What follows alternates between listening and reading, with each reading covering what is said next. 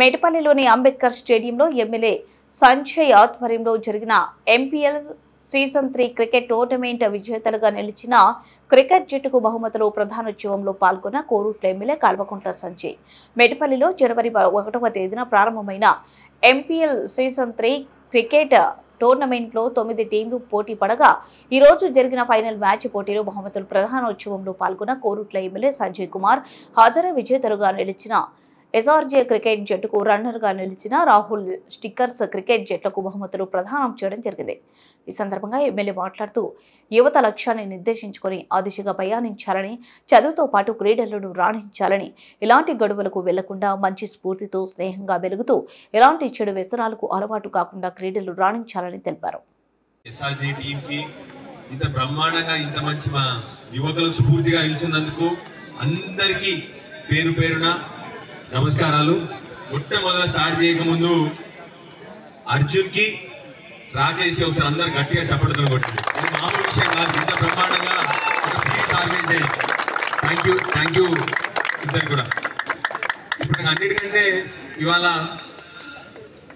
Arjun batting బ్రహ్మాండంగా ఉండే, అది మొత్తం నాకు చూడలే కాబట్టి ఏమనుకోవద్దు. కొద్దిగా లాస్ట్ వచ్చాక అర్జున్ బ్యాటింగ్ బ్రహ్మాండంగా ఉండే, వెళ్ళిపోయాడు అర్జున్. అన్నిటికంటే ముఖ్యంగా ఇప్పుడు రాహుల్ మాట్లాడిన మాటలు బాగా నచ్చాయి నాకు. అందరు విన్నారు కదా, ఏమన్నాడు, ఎవరు గెలిచినా పర్లేదు మనందరం కలిసి గెలిచామని చెప్పాడు. అది మన స్ఫూర్తి. ఎప్పుడు అదే స్ఫూర్తితో క్రికెట్ ఆడాలి మనందరం కూడా.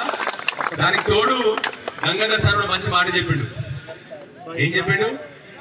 ఈ క్రికెట్ శారీరక, మానసిక, సామాజిక, సాంఘిక అంటే అర్థమైందా? అంటే దీంట్లో బలమే కాకుండా మన మైండ్ బలం పెరుగుతుంది.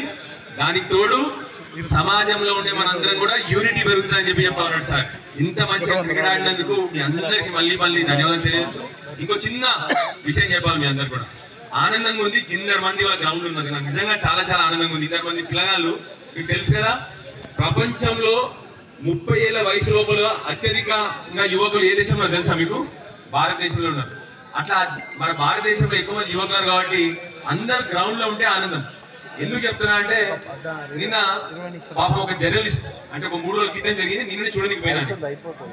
ఆ జర్నలిస్ట్ దగ్గర పోతే కాలు ఇరిగిపోయినాను పాపం. మన మెట్పల్లిలో ఎట్లా అయింది యాక్సిడెంట్ అంటే, ఎవరో 2 పిల్లగాళ్ళు గాంజా దాగి వచ్చి ఉద్దేశించారు. సో మీ అందరి నుంచి కోరేది, ఇక్కడ ఉన్న వాళ్ళందరూ క్రీడాకారులు, మంచి పిల్లలు, మీ అందరినీ కోరేది ఒకటే. మీకు తెలిసిన మిత్రులు ఉంటారు, ఒకరో ఇద్దరు ఇక్కడ చెడిపోయిన వాళ్ళు ఉంటారు. సో దయచేసి మీతో కోరేది అంటే, వాళ్ళని కూడా మన సమాజంలో తీసుకురండి అని చెప్పి మీ అందరినీ కోరుతా ఉన్నాను. దానికి మీరు